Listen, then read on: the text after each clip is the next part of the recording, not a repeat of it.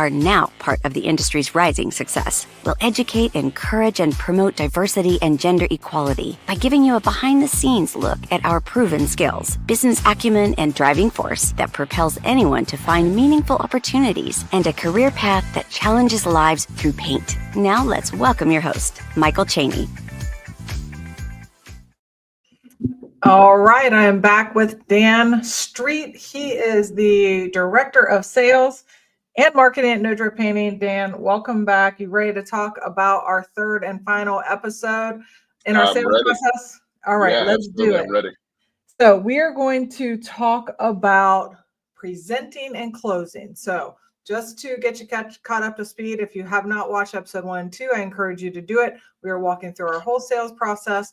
We do present on the spot. We have certain tools and things that allow us to do that, which I will be going over in a separate episode. But Dan, let's get at it and let's talk about our closing. Now, a few things I'll say is that for years, I never thought when I was doing sales that I could get to the point where I could present on the spot.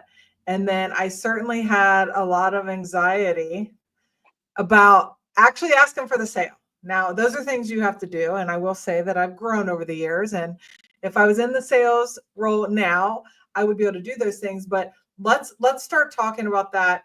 One, let's take a step back and talk about why are we presenting on the spot? And then let's start building out how we do this. So why do you think, from your experience and what you've seen with our team, why it's important to be able to present on the spot?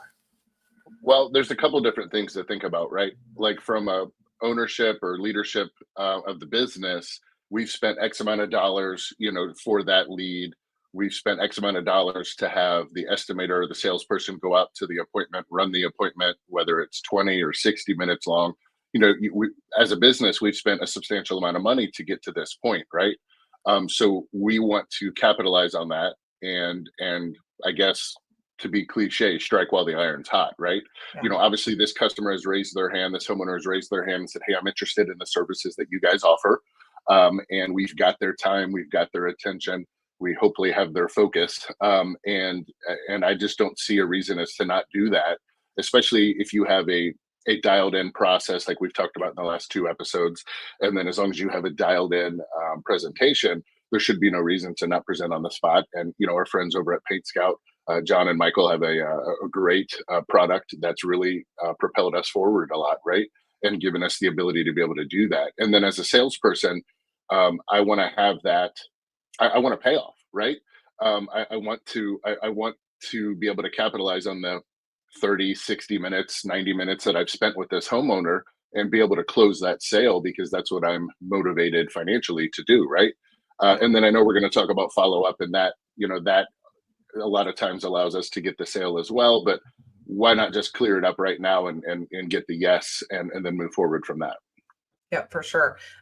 So I always hear you say, and other people in sales, you want a yes, but even a no is a good answer. So talk about the difference between yes, no, and I'm not sure. How do we frame that? And what is the real goal of a sales rep? Yeah. A good sales rep, I've heard a long time ago and have been through this many years to be able to prove that this is true. A sale is really just a transfer of emotion. And you have tagged our company. One of our taglines is changing lives through paint. And coming on board for the short amount of time that I've been working with you, it really does that. That's a real thing, and it's my job to train our sales team to be able to verbally explain that to a homeowner. We're not a fly-by-night company or anything like that. We're a real professional structured company, and it's up to the salesperson to be able to portray that to the homeowner, and transfer that emotion of the excitement of a drab, builder grade paint on a wall in a room. Yeah. To something that they love and feel safe and secure in. And I know that's a big ethos of yours and a big talking point for you. Yeah. And I'll say, from my perspective, the one that owns the business and the one that has, been in this business, been literally in every position, even the sales rep position. Most of our competition is not presenting on the spot. Okay. We know that there is a we're fighting against a lack of professionalism and organization and all the things, which is why there's so much opportunity in the industry. But we know that it is very likely that our direct competition in our area is not presenting on the spot. So that gives us the upper hand. And even when I've gone out and I've shadowed some of our reps, it's not uncommon for the customer to say, oh, you're going to give me the quote now, right? Especially if they've gotten other estimates. So I will say that I think it gives us a huge advantage. Now, as we go navigate this process, we're in the customer's house, we're measuring, we're recording all of our information. We step out into the vehicle, we put our quote together, and then we come back in. Let's talk about what it looks like when we come back in, what we're saying, how we're presenting. I know that we use our iPads. Let's talk about what that looks like to the customer, and then we'll talk about our no drip difference and basically why we're telling the customer we're the team you should work with. So they come back in, they've been out in the vehicle. What does it look like for the customer? Yeah, so we've trained our team and this is a little bit of psychology here, right? We have trained our team to try to get to the kitchen table. And this is something I learned a long time ago. The kitchen table, for most people, whether you think about it in the forefront of your brain or not, is the most intimate area in the home, right? Like that's where you share meals with your family and friends and break bread or kill a bottle of wine, whatever it is, right? Like that's where you have that intimate time with your family. So we try to push to get to the kitchen table to be able to do the presentation. Um, you know, whether it's knee to knee or across the table from each other, doesn't really matter. I prefer side by side because then you're able with the iPad to kind of pivot and move and switch things around if you need to. And I know we'll get to kind of like additional work and things like that when we're talking about the estimate, presenting the estimate. But that's what we really try to do is we come back inside and then we ask for somewhere to sit. Is there a table that we can sit at to review everything? And then we always bring up the kitchen table. I think the second best place is the living room or wherever the TV is at, the sitting room or what have you, to sit like on the couch for the same psychological reasons. Yeah. So the idea is to, I like how you always say it, get to the table. That has a different feel to it. And then what we're going to do is we're basically going to say, look, here's why you want to work with us. And what I would encourage everybody to do if you have not done this, and I know that it depends on where you're at in your business, on how thoughtful you've been able to be on certain aspects. But we have a list of 5 items that we call our no drip difference. And these 5 items are essentially the reason why someone should work with us and why we think or know that we're the best choice, right? So let's start with the first point of the no drip difference. And by the way, I'll say, and I know you're going to build this out, but what's going to happen is our sales rep is actually going to have an iPad and be able to visually show them a presentation. Our estimating platform comes equipped with this presentation. If your platform doesn't have this, you could easily create something in Google Sheets, Canva, or whatever you want, and then you can build off of it. But we've got the no drip difference, and the first piece of that puzzle is the complementary color consultation. Dan kind of talked to us about that. It's kind of self-explanatory what it is, but what are the points that our sales rep is highlighting to the customer? Why is this color consultation important? Yeah, and I know we're not, breaking down any barriers or surprising anybody with this, but I feel like one of the biggest reasons that a homeowner doesn't want to move forward is because they don't know what color they want. I mean, how many different whites are there, as an example, right? So we offer that it's almost a pre-objection handling of a sales of the sales process. So we have a couple of interior designers that we work with, one being on staff, and then a couple others outside of the company that we work with. And it's just a service that we offer to our homeowners to be able to say, hey, listen, you don't have to stress about this. We've already handled this for you because we are a professional company. We know that this is a concern for you and we've already got it taken care of. And then, our salesperson kind of talks through the fact that, we can offer you a color consultation with one of our designers to come out, spend some real intentional time with you. And just make sure that you're going to be thrilled with the colors that you're picking for your house, whether it's the interior or the exterior of the home. Yep. And somewhat recent Sherwin-Williams statistics say that 50% of people don't move forward with a a painting project because they don't know what color to choose. And then I'll just tell you, we offer a complimentary color consultation on every project. I know people try and get real nuance and say, well, I only offer it if it's, $2,000 or more, or have some sort of stipulations on it. We've essentially removed any stipulation on a color consultation.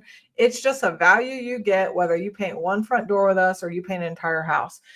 Next up on the no drip difference. Michael, real quick, Yeah. Yes, if you don't mind, another thing too with the color consultation from leadership standpoint is, assuming most of your listeners are business owners, is that, something that surprised you and I is the upsell opportunity, right? Like, we've had one of our designers has sold at least $20,000 in upsells just from going out and verbally painting that picture, pun intended, for the homeowners. And then there's just all of this add-on work that just is coming behind it. I mean, I know you and I talked and we expected a slight uptick, but I don't think it's anything.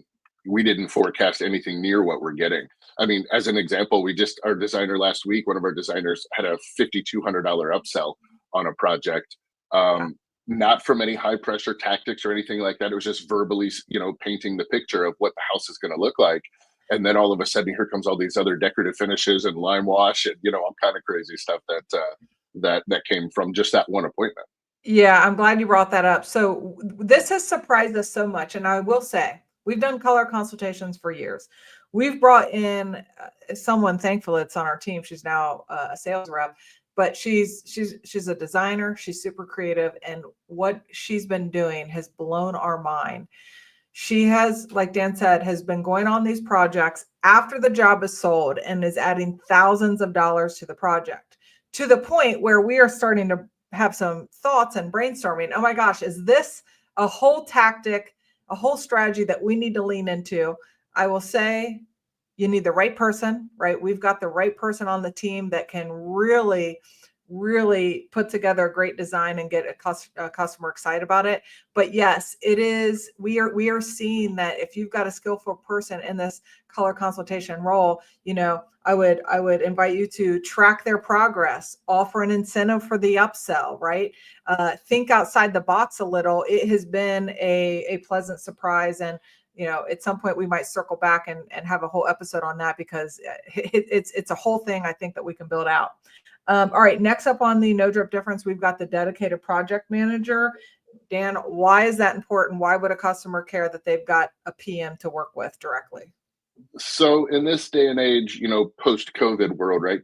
A lot of people still work from home and have a home office that they need to be in and can't oversee the painters, right? So whether they're at home working or in the office working or even on vacation, which we see a lot too, it just allows them that comfortability to know that there's some oversight there, that they don't have to deal with. Again, it's another pre-objection kind of a thing that we've positioned ourselves as a value add to work with us, is that you don't have to worry about management of your project. Are the painters doing the right thing? Are they painting the right thing? That's what the PM is for. And it also, it allows, if a homeowner's on vacation, or, they live across the country and this is their second home or a rental property, we're able to send progress photos and videos of what's going on. If the homeowner's not near, they're able to see what's going on, what kind of progress, and then they can have that intentional conversation with the PM as to, I thought things were going to be doing, this way and that way. And it just allows that local management, for them to have a little more comfortability knowing that there's somebody that's overwatching the painting crews. That's right. And the other thing that this does for us, if you have a customer who's ever concerned about the language barrier, because we do have language barriers at times, this is what can help them rest assured that, yes, there might be some language barriers with some of our team members, but we've got a project manager that is bilingual and we take care of you. And I will tell you that part of our strategy in hiring project managers as we grow is one of the requirements that they have to be bilingual, and it's working out very well for us. All right. High touch service. I'll say high touch service is something I've never battled with, meaning that I'm willing to put more money into our oversight with project managers. And, I think it's an investment in the business for us to have a really, really strong customer experience. And that's what our high touch service is. Dan, what do our sales reps, how do they communicate high touch service to the customer? What does that mean in terms of customer experience? Yeah, a lot of it is already started before we get there, thanks to messaging that goes out, through Paint Scout, and through our CRM that we use and things like that. So there's not a lot of limbo there for a homeowner. They get, emails, text messages, calls from the office, things like that. So there's always communication happening. And even from the sales rep, once we've delivered the estimate, if they need to speak to a significant other, or they just need some time to kind of review things, there's always communication happening, so that there's not really that limbo phase of, well, what's next? You know what I mean? Yeah. We really try to, from the onset of the lead coming in, all the way through the scheduling and the sales process, and then even production, we really try to come alongside our clients and our homeowners and kind of hold their hand and guide them through this process, because maybe they've worked with a painter in the past who's not a truly professional company such as ours. So we really try to just kind of be there for them, and eliminate any concerns of, well, what's next? You know what I mean? Yeah, you're right. The process starts well before we get on the job. It even starts, I would say, in the estimating process, with the ease of the estimating, the follow-ups that we send out. The other thing that would fall under this is that we do what I call cute little gifts at the end of the project, whether it's our cookie can, if it's we have cans, branded 1-gallon paint cans that are wrapped in no drip, and a no drip logo. And we'll do fun little things, whether it's if they get a new, maybe they've got a new puppy and we've picked up on that during the process. This can might be filled with doggy toys and treats, or cookie cans, or cookies, or if they certain bottle of wine they like, they might find a bottle of wine in there with a thank you card. So that falls into that high touch service. And by the way, at the beginning of our sales process, we make sure our sales reps pick up on little cues. So if they just moved to town, or if they're, Ohio State Buckeye fan, right? Go Bucks. If they are a fan, or they have a certain team they love, we want to know that, because that's how we can add that special little gift at the end. All Yep, right. and we talked about that actually in our first episode, in the discovery phase of the call, of the Yes. appointment. So if you haven't listened, make sure you go back and listen or watch. Nice plug, Dan. Way to plug episode 1. All right, professional team standards. Professional team standards. It is our 4th no drip difference point. And what does that mean? And why is the customer going to carry? Why is this a differentiator? Well, again, I think it starts with our branding online. Whether it's a Facebook ad or if it's our website, it just shows that we're a professional company, and that we have standards, and then our estimators show up in a dress code. You know what I mean? We're in polo shirts or button-up shirts and dress slacks, or we're wearing company branded attire, or we've got name tags, things like that. And then we slide into, when the production team comes in, we on the production side of the business, we had uniform standards for the craftsmen as well, right? Like, they can't have too much paint on their clothes, because we don't like that perception. And these guys, the craftsmen always have rags in their pockets and in their hands, so that they're not wiping paint all over their clothes. And we don't allow loud music, or any music at all, really, any smoking or drinking or anything crazy like that on job sites, people's homes, because we recognize that we're a guest in their home and in their neighborhood, and we're representing that homeowner, not only the business, but also the homeowner themselves. So we want to make sure that we are being gracious guests in their neighborhood and in their home. Yep, right on. And we're going to get that point across in our presentation. And then last but not least, we've got a 5-year warranty, which is going to let the customer rest assured that we're going to make sure that the surfaces we paint are there to last. Anything else you want to add about the 5-year warranty, Dan? How does our warranty compare to other people? I mean, most companies offer a warranty. Why do you think that this is important for us? I think it just lets the homeowner know that there's some protection there, some insurance, some backup, right? If something crazy were to happen, that we're going to be there to rectify the problem. It also speaks to the fact that, again, and I know I keep beating this drum, but that we're a professional company, and we've been around for a long time, and the plan is to continue to be around for even longer than we already have been. So, I think it gives us a chance to also bring up that we are an established company, and again, we're not fly by night. We're not, just a chuck in a truck, as we like to say, and that we're going to be around to back that warranty up. Very good. All right. So our sales rep is in there. They're at the table. They've just gone over the no drip difference, which are those 5 points. Now, what does it look like when we reveal the price? I know you've got some strategy around this. So Yeah, talk to us about how do we show that presentation and what do we say about this $20,000 interior we're about to ask you to pay for? yeah. So again, we go through all of the no drip difference points there, and through our discovery phase of our appointment, we're finding out what's going to be the most important to the homeowner, right? And we're going to talk about all Mhm. 5 of those things, but maybe we're going to park on dedicated project manager because this homeowner talks about being um, burned in the past with a less professional company than ours. So it really allows us to build that out because we're using some information from before later on in the process to again kind of handle an objection that we see around the corner coming. So we go into detail on the scope of the work. We review every space that we're going to be working in. We verify all of the homeowner's contact information because we're obviously going to need that for follow up should that happen, or for someone in the office to reach out to schedule a color consultation, or to schedule the production of the work. We will go through any colors if the homeowner already knows what they want to use. Um, and then we kind of detail out again, thanks to Paint Scout, we've already got a lot of stuff already built out there that's automatically put into the quote based on whether it's interior, exterior, or decorative finish. We go through all that prep work. We really build out the value of prep work. I think probably 90 to 95% of homeowners don't realize how much prep work it actually takes to protect their surfaces and things of that nature. So we really build that out a lot, because again, it helps just add value to to the process of what we're doing, and it shows that we know what we're doing, right? And it helps us justify that price that's coming. So Paint Scout allows us to hide, or to turn on and off line item pricing.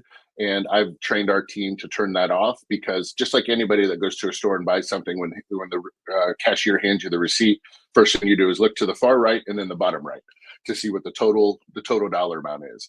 And that's what the homeowner wants to know at that time of going through and building out that estimate is how much is this going to cost me, right?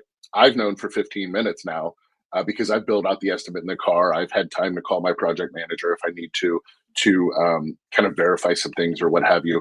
But I want our salespeople to be the only source of information at the time that we're building that value um, of the prep work and the spaces and what all it's going to take to produce the work and the finish that they're looking for. So I want our salesperson to be the only source of information at that time, which is why we hide the line item pricing. And then I've trained our reps to not scroll up on the iPad too far to where it shows the total dollar amount until we're ready to do that. So we build out the prep work, we build out the colors and the production of each space. And at that point, then I've trained our team to say, so the investment for all of that work is, and then we slide up the iPad, it's $20,000. How does that sound to you? And then we've trained to say, how does that sound to you? And then sit back and don't say another word. Because again, I've known for 15 minutes what that price is.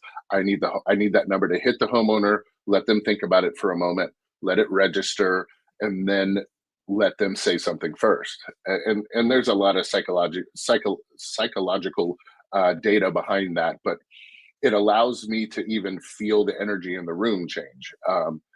If it does, we've had plenty of times where a homeowner will then immediately say, "Oh, that's actually less than I thought it was going to be," and then it's like, "Great, let's sign," right? But I want that. We've trained our team to let the homeowner kind of sit with that number for a minute, and then allow them to digest it, and then let them speak first. And I've sat for what feels like 3 days, waiting for a homeowner to say something. But I've really worked on for my past 20 years of sitting in that silence, staying in the pocket, and just allowing them to kind of digest things, and then let them speak first. Dan, how do we've got I'll say a young sales team. How do you coach them to be okay with that silence? I mean, I'll speak on my own behalf. That would feel weird to me. It's Now, super weird. now It's I'm super saying weird. that knowing I know what we're doing, I know why we're doing it. But you've got a young sales rep. How do you just say, look, be cool, sit there, let there be silence, be okay with it. How do you coach someone towards that? What should they be telling themselves in that moment? So I've gotten to the point where I will find anything as a distraction for myself because even 20 years in, it's still awkward, right? I will play with the dog or the cat. I will look at pictures on the wall. I will sit back and just relax. I'll even change my posture, get comfortable. And it's me kind of, subconsciously telling the other person that I will sit here as long as I have to. And the way we train that is role playing. Mhm. We're Yeah. fortunate enough to have an office that's got a nice training room in it, and we will sit there and role play and role play and role play, and just getting them used to sitting in the silence and just being okay with it. Yeah. And it's still a challenge, you know what I mean? But it's something that they're getting used to now. And we had a meeting, training the other day of kind of talking through some different tactics. So we're pretty intentional about meeting at least once a month as a team. Sometimes more often when we're all in the office together, it's like, hey, we're all here. Let's practice something, right? Mhm. And it's just really that role playing and letting them know that it's okay for things to be quiet. I've heard as a salesperson, when you're talking, you're selling. When a homeowner is talking, they're buying. So it's okay to let there be silence and let people think through the information you've given them, and then be able to respond accordingly from that. Yep, right on. Okay, so we sit in the silence. We've revealed the price. For the interest of time, we're not going to get into a whole bunch of objections because I think you and I are going to come back and do a whole podcast on that. But what happens next? What if there is the, we won't talk about the yes. The yes is what we all want. We all know what to do after that. We have our own process. But what do you do if there's some sort of uncertainty? I know we've got you coach our team to try and draw out what the question is. So what does it look like if, the customer's just, oh man, that's a lot more than I thought. Where do we go from there? Yeah. So initially, we try to isolate the objection, right? So, is there more than one thing that's holding you up or holding you back from making a decision? And I know we're going to get into objections down the road, but the basic answer, the kind of overarching thing is a confused mind will always say no. Hmm. So an objection can be because I thought it was going to be less. Okay, well, let's figure out why. Or, well, I'm not sure about because we're leaving for Europe in a week. I just don't know when we could do this. Get this done. Can you get it done in that time?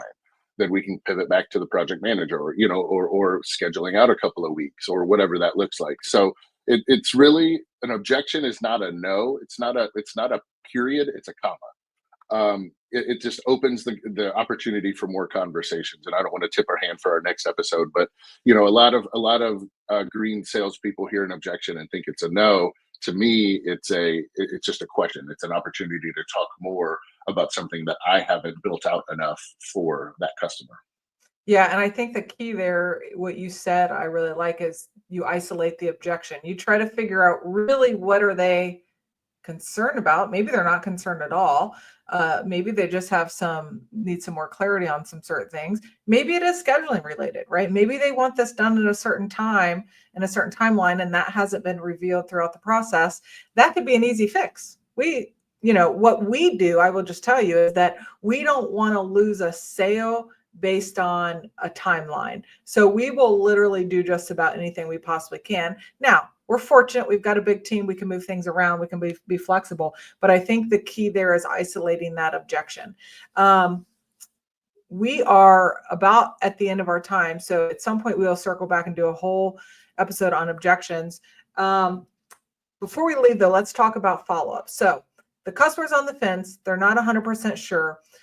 We, I think, have a strong follow-up process that, of course, we are always looking to improve. I think if we want to talk about the competition, most of the competition isn't doing any sort of follow-ups, especially if your competition is, the painter who's the business owner, who's doing the estimates, who's in production. When I was in that role, I just literally did not have time to do follow-ups. And I will also say that follow-ups were probably a little uncomfortable for me, right? So what are the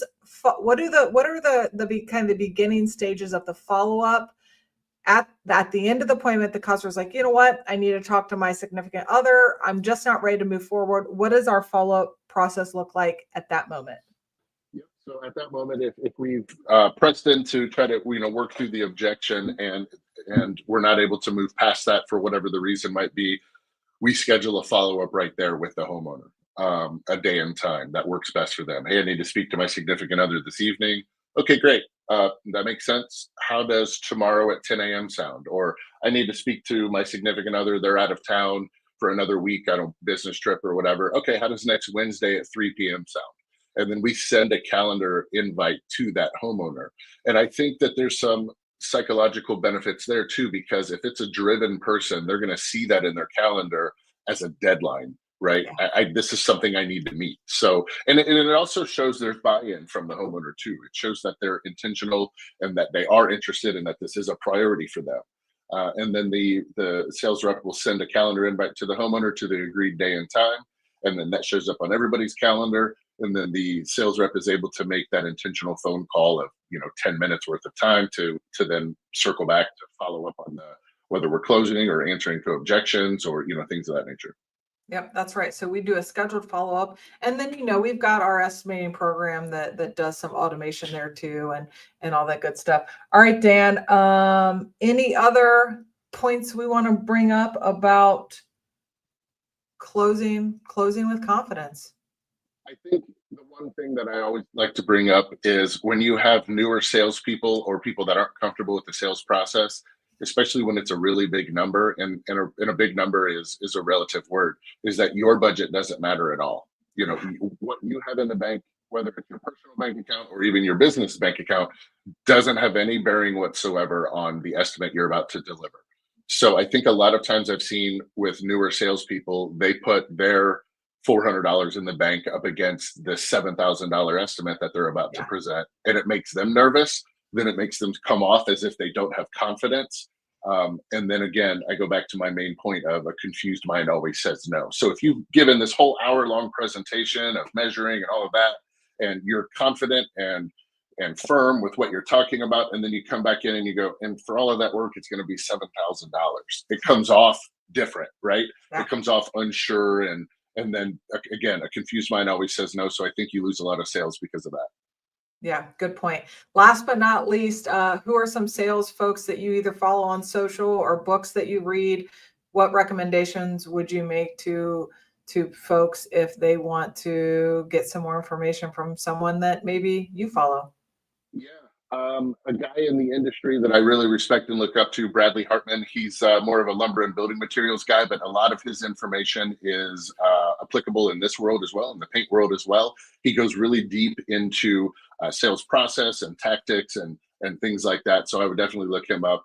He's got a lot of good information online and a really good podcast to check out as well. All right, good deal, Dan. That's a wrap. And if you enjoyed this show, find our first and second episode. You can find it on my YouTube channel, which is Michael Cheney. And we will see y'all here next time. Thank you for joining us on Women in Paint. We hope you feel compelled to follow your own path and use your compassion, strength, and skills to build a career in the paint industry. And if you like this episode as much as we did, give it a simple click to subscribe so we can invite you back to our next episode. And be sure to share it on all your socials. Remember, Women in Paint, stir up more than just a can of eggshell.